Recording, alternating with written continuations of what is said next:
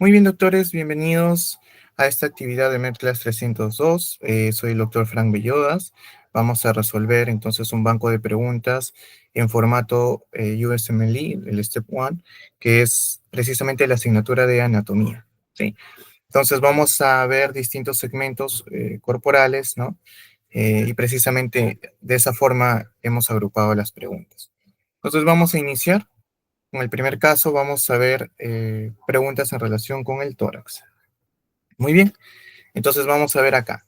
Nos plantean una mujer, a ver acá, nos plantean una mujer de 31 años que acude a la consulta por, eh, en este caso, alteraciones respiratorias, palpitaciones, fatiga, ¿no? Refiere que tiene estos síntomas en las últimas semanas. ¿Sí? La última noche no podía conciliar el sueño debido a las palpitaciones que presentaba, ¿sí? Eh, en su historia médica anterior, o como antecedentes de importancia, revela endocarditis infecciosa, ¿sí? Hace 6 meses, que fue tratada de manera satisfactoria con antibióticos.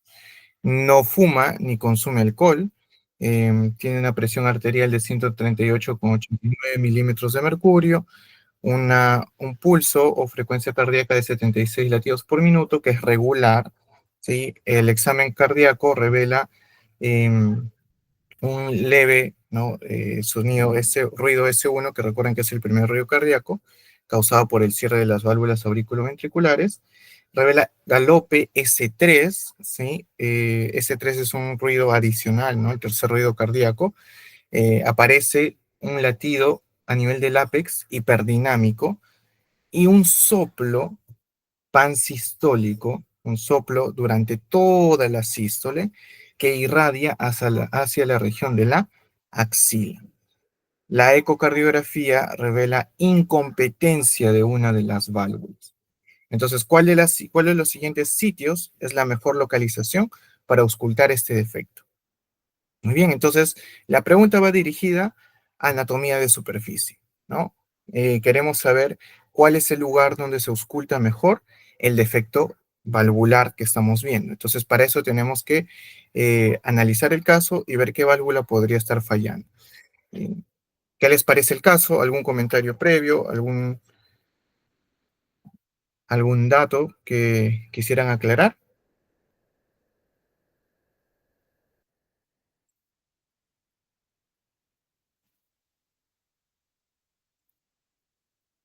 Bien, a ver. Aquí algo muy importante y es esencial tener en cuenta, sé que como es un banqueo de ciencias básicas, hay rotaciones clínicas que aún no ha tenido la mayoría, pero un antecedente de importancia para patologías valvulares es la presencia de endocarditis infecciosa. Quiere decir que ya ha habido afectación de una válvula previamente. Si bien se puede resolver el cuadro infeccioso, puede quedar como complicación a largo plazo la incompetencia de esa válvula. Recuerden que las patologías valvulares las agrupamos en dos categorías principalmente, ¿no? Tenemos las estenosis, vamos a colocar acá, las estenosis y las insuficiencias, ¿sí?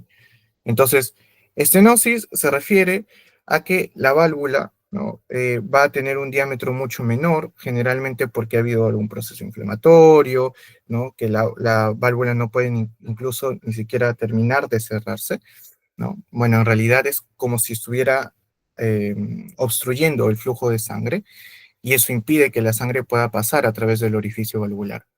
En una insuficiencia, más bien lo que sucede es que la válvula no puede impedir el flujo de sangre. O sea, vamos a esquematizarlo así. Si esta es la válvula, ¿sí? Este es el orificio, y aquí está la válvula, por ejemplo, con dos valvas, ¿no? Lo que sucede en la estenosis es que al momento de cerrarse las valvas, que normalmente daba un orificio así, ahora el orificio es mucho más pequeño. Entonces es como si la sangre no pudiera fluir, ¿sí? En el caso de una insuficiencia, lo que va a ocurrir, vemos aquí el orificio, vemos aquí las valvas, lo que pasa es que las valvas no pueden cerrar, entonces más bien la sangre sigue y sigue y sigue fluyendo. Entonces, son dos situaciones distintas, ¿no? Generalmente, cuando aparece estenosis o insuficiencia, puede aparecer ruidos agregados que se conocen como soplos, ¿sí? Que es por el flujo de sangre. En este caso es un flujo ¿sí? Un flujo de sangre, porque no puede pasar. Entonces suena al impacto que tiene con la válvula, ¿no? Se escucha continuamente en la auscultación. Y con insuficiencia, precisamente el ruido va a aparecer cuando la válvula normalmente debería cerrarse. ¿Por qué? Porque la sangre fluye, eso está bien cuando la válvula está abierta, pero como la válvula debe cerrarse y no se cierra, más bien la sangre empieza a regurgitar, ¿sí? De ahí que al soplo de estenosis se le llame soplo eyectivo, porque empuja, ¿no? Eyección, choca y suena cuando empuja, ¿sí? Y el soplo de insuficiencia se llama soplo de regurgitación, ¿sí? Porque la sangre está regresando, está regurgitando. Muy bien. Entonces, esa es la diferencia clínica. Acá nos dicen que el soplo aparece, ¿sí? Durante la sístole, ¿sí? Em, Tendríamos que recordar un poco del ciclo cardíaco, ¿sí? Para entender más o menos cómo se produce esto. De manera general, ¿sí? Las válvulas, ¿no? Las válvulas semilunares o sigmoideas, como por ejemplo la válvula aórtica y la válvula pulmonar, hacen un soplo sistólico cuando presentan estenosis, ¿sí? Y más bien, las válvulas auriculoventriculares, como por ejemplo la válvula mitral o la válvula tricuspidia, hacen un soplo de regurgitación cuando ocurre en la sístole, ¿sí? En la sístole en ambos casos. Entonces, recuerden que la estenosis se asocia, como les he dicho, con patologías que, por ejemplo, producen la calcificación o endurecimiento de la válvula, y la regurgitación generalmente es porque la válvula es incompetente, algo que se conoce como insuficiencia valvular, que es el caso que nos están evidenciando, ¿no? En la ecocardiografía se detecta incompetencia de una de las válvulas. Si nos dicen que hay incompetencia de una válvula y el soplo es sistólico, entonces pensamos que la válvula que está fallando puede ser o bien la válvula mitral o bien la válvula tricúspide. Sí. Entonces, hasta aquí ya hemos entendido cuál puede ser la patología. Entonces, tenemos que acordarnos dónde es el foco mitral y dónde es el foco tricúspide. Sí. Ahondar un poco más en los antecedentes, ¿no? Nos dice, por ejemplo, perdón, en el examen clínico, que el soplo irradia a la axila. Recuerden, la válvula mitral y la válvula tricúspide de anatomía. ¿Cuál está en las cámaras derechas y cuál está en las cámaras izquierdas, doctores?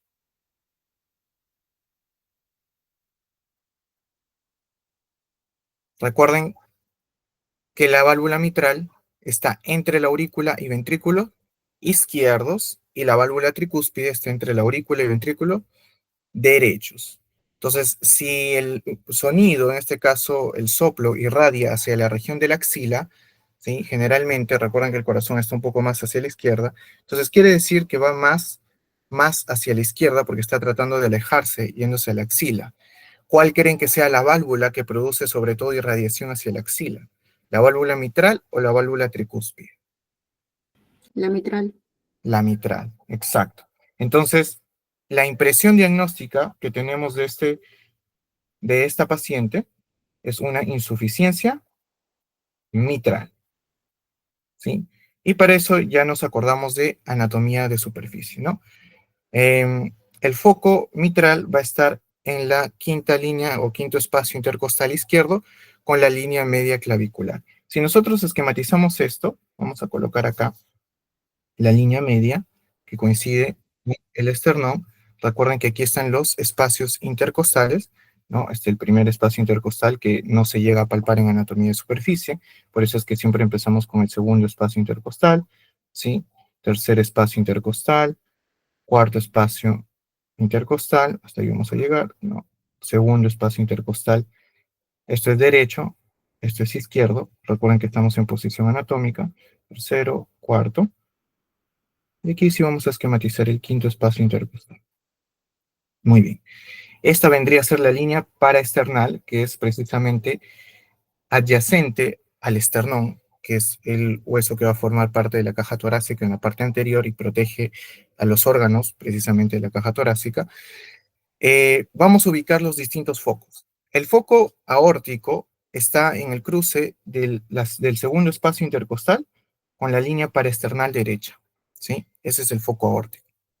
El foco pulmonar, y vamos a ir colocando el foco aórtico. El foco pulmonar está en el cruce del segundo espacio intercostal izquierdo con la línea paraesternal izquierda. Hay un segundo foco aórtico que es llamado foco aórtico accesorio, ¿sí? Que está precisamente foco aórtico accesorio en el tercer espacio intercostal con la línea paraesternal izquierda. Tenemos después, ¿a quiénes? A los focos tricuspidio y mitral, ¿sí? Y para eso sí nos vamos a saltar, ¿no? Al quinto espacio intercostal, ¿no? Entre el cuarto y el quinto espacio intercostal izquierdo, vamos a encontrar con la línea paraesternal izquierda al foco de la válvula tricúspide. Y aquí nos vamos hacia la línea media clavicular, que es la línea que corta por la mitad a la clavícula del lado izquierdo, donde en la intersección de la línea media clavicular y el quinto espacio intercostal encontramos el foco mitral. Entonces la pregunta, como estamos sospechando de una insuficiencia mitral, va a ubicar el foco mitral. El foco mitral va a estar en el quinto espacio intercostal con la línea media clavicular. Quinto espacio intercostal izquierdo con la línea media clavicular del lado izquierdo. Muy bien. Entonces, ¿alguna pregunta en relación con este caso, doctores?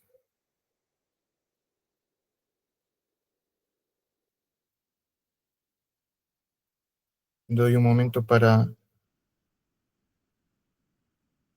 la pregunta.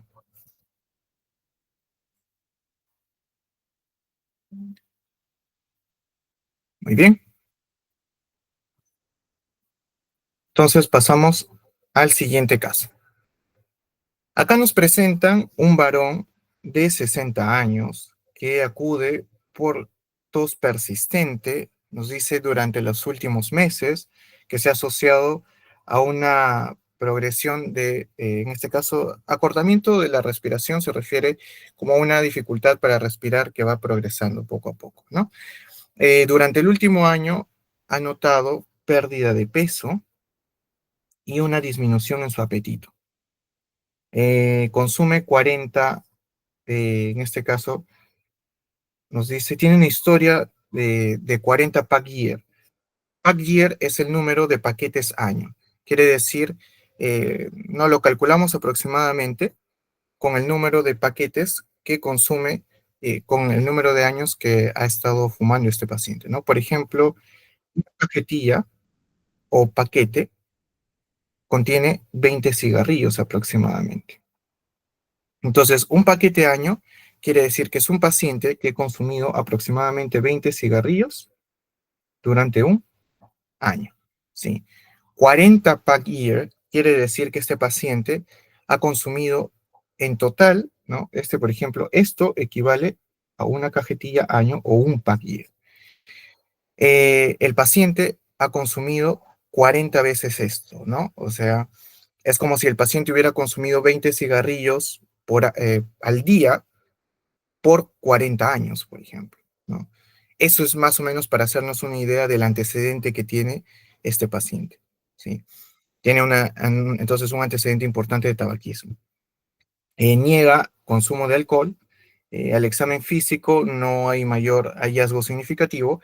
Se le toma una radiografía de tórax y se evidencia una masa en el pulmón derecho, ¿sí? En la tomografía de tórax se evidencia una masa de aproximadamente 5 centímetros con bordes irregulares cerca al hilio pulmonar. Muy bien. eh, Se le toma una biopsia guiada por tomografía.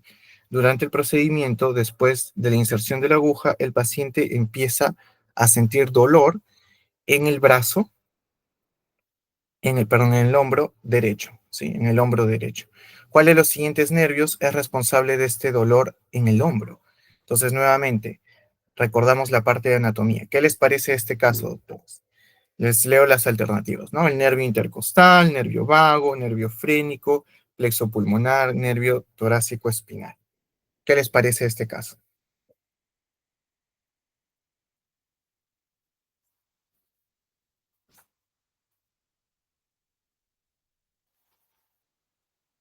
Muy bien.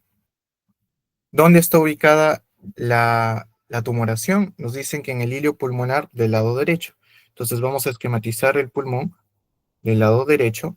Recuerden que el pulmón está rodeado por unas capas que se conocen como las pleuras. Una pleura que está muy en relación con el parénquima pulmonar, que es la pleura visceral, y una pleura más externa, que es la pleura parietal, que forman como un espacio entre ellas, que se conoce como espacio pleural, que normalmente tiene un líquido que funciona como lubricante para evitar la fricción que se produce con los movimientos respiratorios.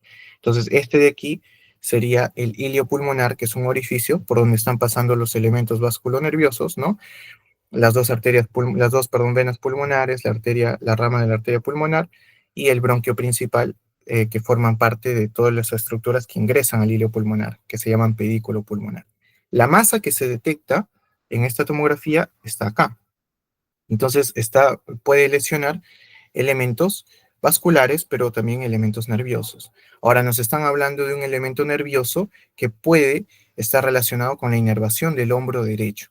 O sea, del hombro, ¿cómo es que el hombro se relaciona con esto? Y nos está hablando precisamente del nervio frénico. Sí, acuérdense del nervio frénico, doctores.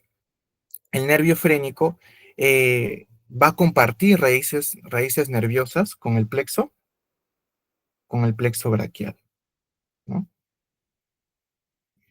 Recuerden que el plexo braquial, ¿no? Que tiene que ver con C5, C6, C7, C8 y T1, ¿sí? Va a ser el encargado de inervar al miembro superior. El nervio frénico no se origina en su totalidad del plexo braquial, pero toma raíces nerviosas de C5, sobre todo, ¿no? En algunos casos de C6, y viene incluso desde C4, ¿no?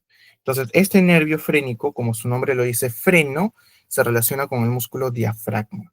Es el encargado de inervar al músculo diafragma, que es el principal músculo de la inspiración. Entonces, el nervio frénico va a discurrir, ¿no? Viene de estas raíces nerviosas y se dirige hacia, en este caso, la región del tórax, y va a ser también encargado de inervar a la pleura, ¿sí? Va a inervar a la pleura, va a brindar sensibilidad a la pleura y luego va a brindar, ¿sí? Inervación, tanto sensitiva como motora, al músculo diafragma, ¿sí? En cada lado, ¿no? Recuerden que son dos nervios frénicos y cada uno inerva a la mitad del diafragma, también llamada hemidiafragma. Entonces, si hay una tumoración que pasa por acá, guarda relación anatómica con el nervio frénico y puede lesionarlo, ¿sí? Y eso explicaría por qué el dolor puede irradiar a la región del hombro, ¿no? Recuerden que comparten raíces nerviosas y el hombro en realidad es inervado principalmente por el nervio axilar, que también se origina, no es una de las ramas terminales del plexo braquial, ¿sí? Entonces, ahí guardan correlación. ¿Alguna pregunta en relación con este caso, doctores?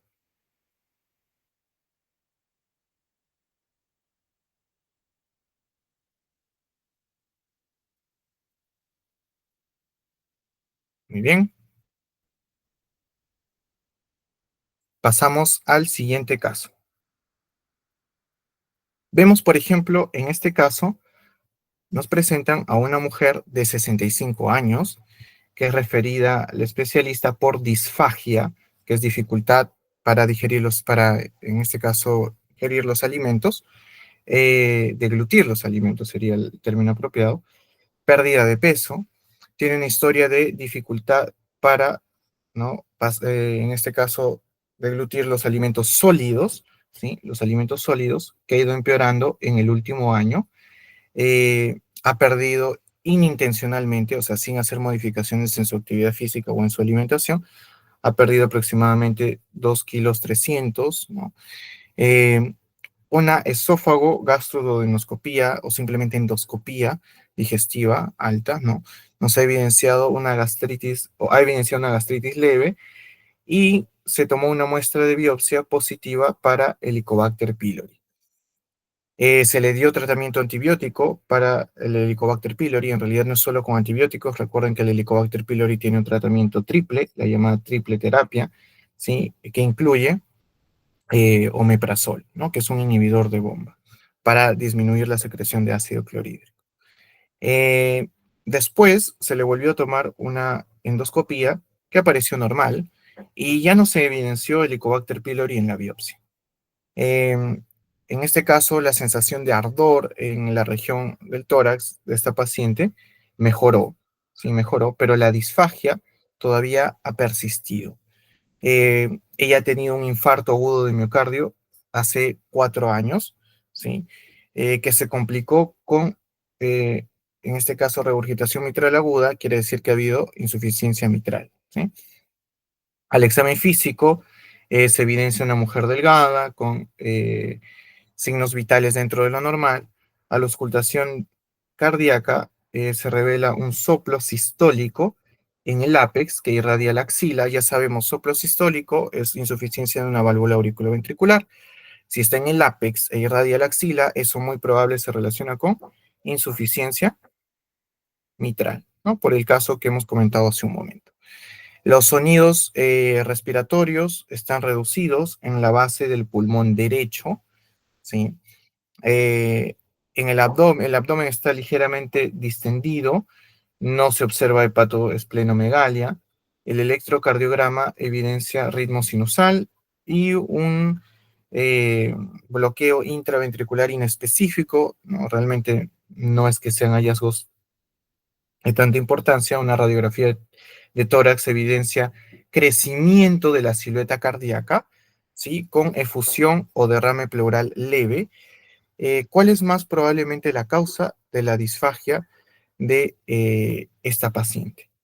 Muy bien, entonces tenemos acá algunas alternativas, ¿no? Nos dicen aneurisma de la aorta torácica, acalasia, crecimiento de la aurícula izquierda, espasmo esofágico difuso y una constricción benigna, ¿no? Benigna se refiere a que no causada por un tipo de cáncer.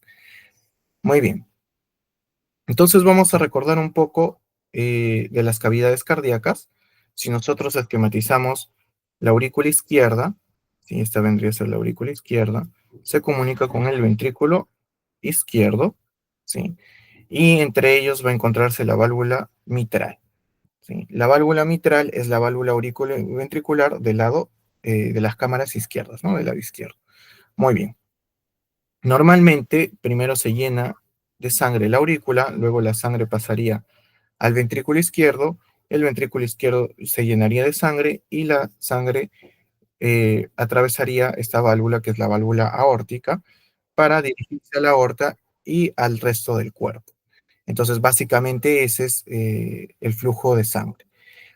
Si la paciente tiene ingurgitación, en este caso, producto de una insuficiencia valvular mitral, lo que va a suceder es que el momento en el que la sangre tiene que pasar, ¿sí? La sangre pasa normalmente de la aurícula al ventrículo izquierdo, pero cuando esto se empieza a llenar, ¿sí? Cuando el ventrículo empieza a llenarse de sangre y tiene que eyectar la sangre, ¿no?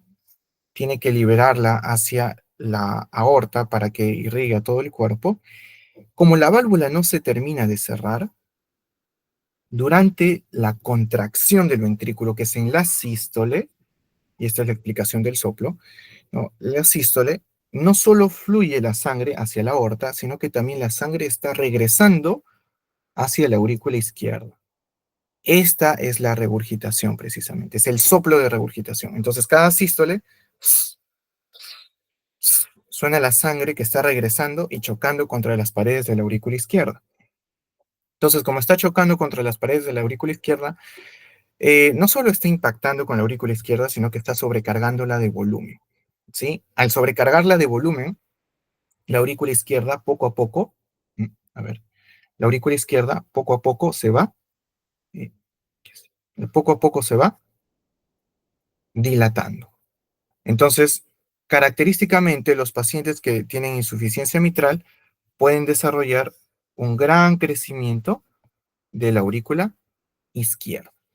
Ese crecimiento de la aurícula izquierda nos tiene que hacer recordar un reparo anatómico muy importante, que en realidad va a explicar la relación que tiene con este cuadro.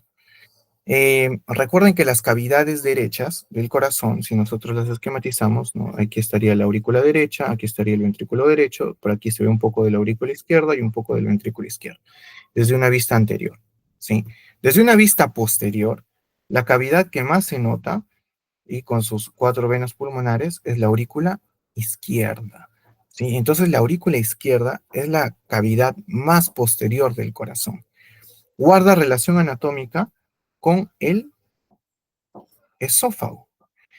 Ahora, no es que sea tan frecuente, pero puede ocurrir que en el contexto de una valvulopatía, sobre todo estamos hablando de la insuficiencia mitral, hay un crecimiento excesivo de la aurícula izquierda, una dilatación excesiva por el exceso de volumen que viene y viene y viene y viene por cada regurgitación. Y eso puede hacer que la aurícula se dilate y termine comprimiendo al esófago que está en su cara posterior, produciendo dificultad para pasar los alimentos, lo que vendría a ser disfagia precisamente. ¿Sí? Esa disfagia es la que condiciona también que pasen menos alimentos y la paciente pueda bajar de peso. No es una gran baja de peso porque no estamos hablando de algún tipo de cáncer, pero sí puede bajar de peso de manera considerable, ¿no? Ha bajado casi aproximadamente 2,5 kilos. Muy bien. Entonces, eso es lo que está sucediendo con la paciente. Ahora, ¿por qué tiene que haber acumulación de líquido en el espacio pleural? Recuerden que de manera crónica, ¿no? Las insuficiencias valvulares, también lo que puede pasar es que al aumentar el volumen en la aurícula izquierda, también se sobrecarga de presión a la aurícula izquierda. Entonces los vasos que llegan a la aurícula izquierda, que son las 4 venas pulmonares, necesitan cada vez mayor presión para poder desembocar y transferir su sangre a la aurícula izquierda. Eso hace que en el pulmón, dentro de los pulmones, ¿sí?, la presión de los vasos empiece a aumentar para que puedan vencer la presión de la aurícula izquierda. Como aumenta mucho la presión en un vaso sanguíneo, recuerden que esto se conoce como presión hidrostática, la presión que ejerce la sangre en las paredes del vaso. Y lo que hace la presión hidrostática es que favorece que el líquido se escape del vaso sanguíneo y se quiera ir a otro espacio que se conoce como el espacio intersticial. En el caso de los pulmones, el espacio intersticial, precisamente hay una cavidad que rodea los pulmones que dijimos que es el espacio pleural. Cuando el líquido se acumula en una cavidad, eso se puede llamar efusión o derrame. Por ejemplo, en el pericardio, derrame pericárdico; en la pleura, derrame pleural; en la cavidad abdominal, ascitis, ¿no? Son precisamente tipos de derrames. Entonces, está condicionado porque ha habido un aumento excesivo de la presión hidrostática. Es una de las causas de acumulación en el espacio intersticial, también conocido clínicamente como edema, ¿sí? Y esa es la razón por la que hay un leve edema en este caso. Muy bien, y esto es lo que pasó con nuestra paciente. ¿Alguna pregunta en relación con este caso?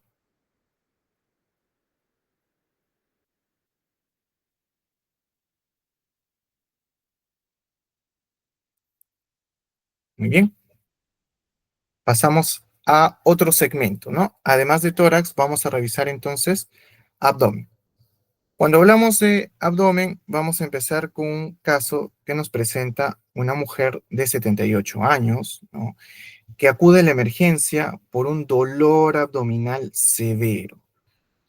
Como antecedente de importancia tiene falla cardíaca congestiva, ¿no?, hipertensión, hiperlipidemia, ¿sí? O sea, tiene factores de riesgo cardiovasculares e incluso gota. Recuerden que la gota es una enfermedad inflamatoria, ¿no?, de las articulaciones, ¿sí?, que se caracteriza porque ocurre inflamación secundaria a los depósitos de cristales de urato monosódico, ¿sí? El urato monosódico precisamente deriva del ácido úrico. De ahí que los pacientes con mayor riesgo, ojo, no todos los pacientes con elevación de ácido úrico hacen gota. Los pacientes con mayor riesgo de gota son los pacientes que tienen hiperuricemia. Pero igual es un antecedente de importancia para la paciente que estamos viendo, ¿no? Hipertensa, falla cardíaca, hiperlipidemia, gota. Toma algunos medicamentos, nos dicen que el lisinopril es un IECA. Los IECA son inhibidores de la enzima convertidora de angiotensina. Básicamente bloquean, si recordamos la parte de fisiología, bloquean el sistema renina-angiotensina-aldosterona, que es el encargado de mantener los niveles de la presión arterial, ¿no? Entonces, si yo bloqueo el sistema renina-angiotensina-aldosterona, bajo la presión arterial. Por eso es que es un antihipertensivo. El metoprolol es un beta bloqueador. Quiere decir que bloquea los receptores adrenérgicos del sistema nervioso simpático. O sea, va a disminuir la fuerza de contracción, la frecuencia cardíaca, lo que va a aliviar mucho los síntomas de la falla cardíaca, ¿no? Y también va a tener un efecto importante disminuyendo la presión arterial. No es un antihipertensivo de primera línea, pero sí puede estar indicado en un paciente que tiene falla cardíaca porque ha demostrado disminuir la mortalidad a los beta bloqueadores. La atorvastatina es una estatina, es un fármaco que va a disminuir los niveles de lípidos, sobre todo del colesterol LDL, ¿sí? Porque inhibe la síntesis del colesterol, ¿no? A nivel bioquímico bloquea, si han llevado bioquímica, una enzima que se llama la HMG-CoA reductasa, que es la enzima limitante de reacción de la síntesis del colesterol. Entonces eso hace la atorvastatina. Lo toma porque tiene probablemente una elevación del colesterol y esa es la causa de su hiperlipidemia. Y alopurinol, ¿sí? El alopurinol reduce los niveles de ácido úrico en sangre, ¿no? En este caso, previene los episodios de gota. Recuerden, el alopurinol no se utiliza en las crisis de gota. O sea, un paciente con gota viene porque está con artritis, o sea, una inflamación muy marcada, mucho dolor, no se le da alopurinol. El alopurinol es en los periodos de gota que ya van a ver en reumatología. Se llaman periodos intercríticos, o sea, son los periodos donde no hay estos cuadros agudos, sino el paciente está sin una sintomatología llamativa. Ahí hay que reducir los niveles de ácido úrico. Y eso lo hace el alopurinol. Muy bien. La presión está en 125,90, la frecuencia cardíaca en 95, la temperatura en 37,3. La radiografía abdominal nos evidencia dilatación del intestino, ¿sí? Con una pared intestinal engrosada, neumatosis intestinal, ¿sí? Aislada en la región de la flexura esplénica, ¿sí? Y del colon descendente. O sea, nos está hablando, vamos a esquematizar esto, el colon, recuerden también llamado intestino grueso, tiene una porción proximal, vamos a colocarlo acá, en este lado. El intestino delgado tiene tres porciones, ¿no? Duodeno, yeyuno e ilio. Entonces, al término del ilio, el ilio se continúa con una región llamada ciego. Ahí empieza el colon, ¿sí? En el ciego. El ciego tiene una pequeña protrusión llamada apéndice vermiforme o apéndice secal, que luego vamos a ver que esto se continúa, el ciego se continúa con el colon ascendente. Luego se continúa con el colon transverso. Y luego se continúa con el colon descendente, que sigue con el colon sigmoides, el recto y el ano. Muy bien, pero el colon termina en el colon sigmoides. A este ángulo que está hacia la derecha, como se relaciona con el hígado, lo llamamos ángulo hepático. Y a esta flexura o ángulo que está en el lado izquierdo, como se relaciona con el vaso, lo llamamos ángulo esplénico. Nos están mencionando que estos hallazgos se evidencian sobre todo en la flexura esplénica, ¿no? En esta región, ¿sí? En su unión con el colon descendente. Estos hallazgos, nos dicen, son altamente indicativos de colitis isquémica, ¿sí? Bueno, estos hallazgos radiológicos precisamente se relacionan con colitis isquémica, teniendo en cuenta un diagnóstico diferencial de colitis pseudomembranosa. Muy bien. Isquemia se refiere a la falta de irrigación de un tejido, ¿sí? Que puede producir daño, lesión isquémica, o puede incluso producir la muerte celular, lo que se conoce como necrosis isquémica. Cuando ocurre una muerte celular amplia en un órgano producida porque las células perdieron su flujo sanguíneo, eso se conoce como infarto. De ahí que si esto ocurre en el intestino se llama infarto intestinal, si ocurre en el miocardio se llama infarto agudo de miocardio, si es que fue de forma súbita, ¿no? Eh, Infarto cerebral, infarto renal, etcétera, ¿no? Son nombres que reciben esta alteración. Muy bien, la colitis pseudomembranosa es una colitis asociada con una bacteria llamada Clostridium difficile, que es una bacteria que va a aprovecharse de cuando la flora intestinal disminuye. usualmente asociado al uso de antibióticos. Son pacientes que, por ejemplo, están utilizando antibióticos de muy amplio espectro, o hay uno sobre todo que es el más relacionado con la colitis pseudomembranosa, que es la clindamicina, ¿sí? Que destruye la flora microbiana normal y favorece el crecimiento del Clostridium difficile, generando que aparezca las manifestaciones de la presencia de esta bacteria, ¿no? Que son una especie de formación llamada pseudomembranas que producen inflamación difusa en el colon. Entonces, esto se conoce como colitis pseudomembranosa. Hay que tener mucho cuidado con esos casos, se tiene que suspender el antibiótico, ¿no? Cambiarlo por otro en el caso sea necesario para, o uno muy específico para la infección que esté presentando el paciente o la paciente, ¿no? Eh, bueno, acá nos dicen que sobre todo sospechan de colitis isquémica. ¿Cuál es el vaso que contribuye a la mayor irrigación de esta área afectada? A ver, nos hablan sobre todo, entonces, sobre todo de la flexura esplénica en su relación con el colon descendente. Anatomía. ¿Cómo es la irrigación del colon? Acá nos dicen, ¿cuál puede ser los vasos afectados? Las arterias sigmoideas, la arteria pudenda interna, la arteria cólica derecha, la arteria cólica izquierda, la arteria rectal superior. ¿Qué les parece a ustedes, doctores? ¿Algún comentario, alguna idea?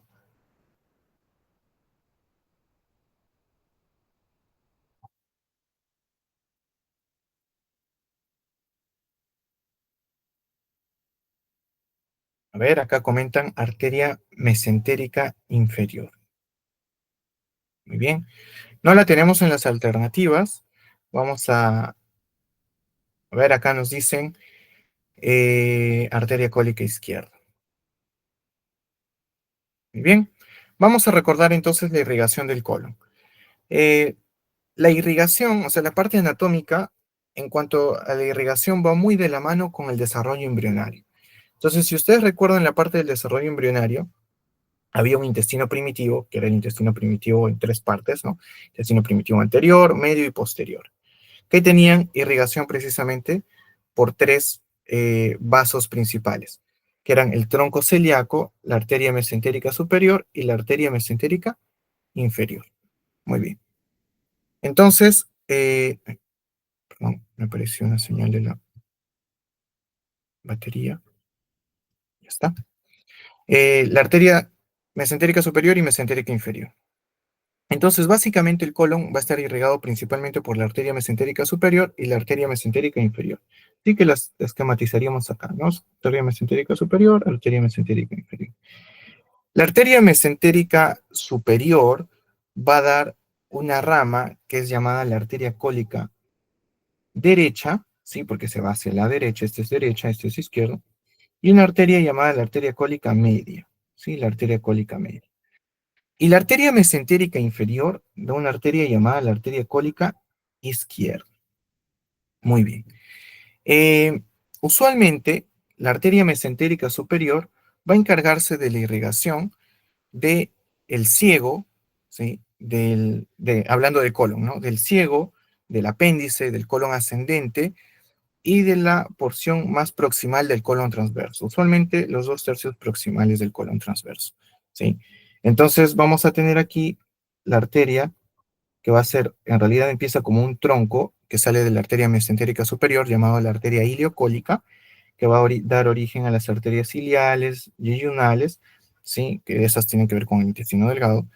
Va a dar origen a la arteria en este caso que va a irrigar al apéndice secal, ¿no? La arteria apendicular, ¿sí? Arterias secales que van a irrigar al ciego, ¿sí? Y la cólica derecha que va a irrigar al colon ascendente y al colon transverso, en conjunto con la cólica media. Recuerden que estas arterias van a formar todo un arco, aquí, de anastomosis. Recuerden que anastomosis es la unión de los vasos, ¿sí? Todo un arco que va a irrigar al colon, ¿no?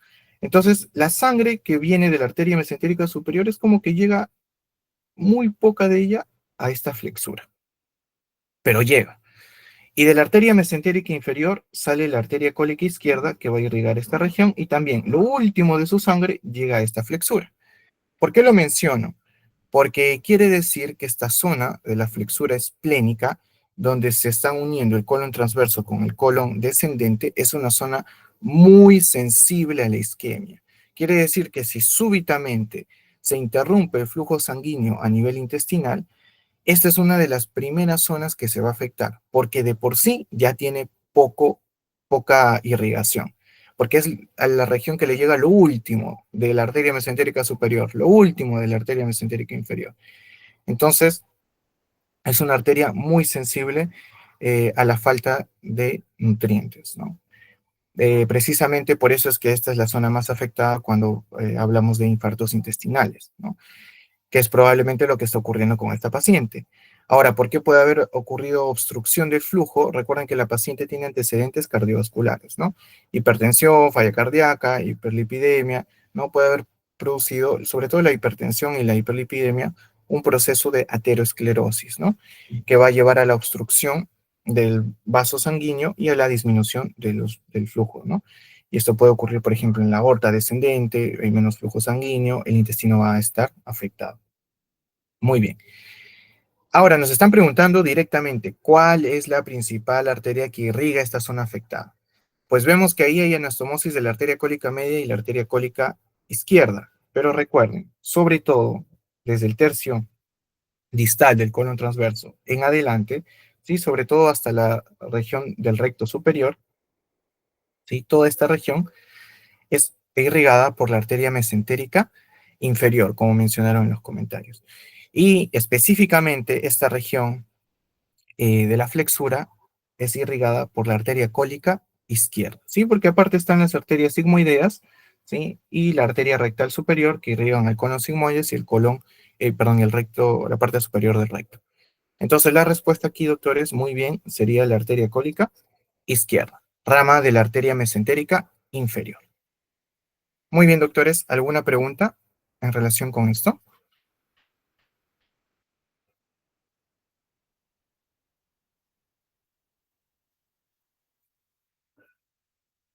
Vamos a pasar entonces al siguiente caso. Antes de continuar con el caso, vamos a dar unos minutos de descanso y retomamos. Si tienen algún comentario o alguna pregunta, pueden escribirla y nos vemos en unos minutos.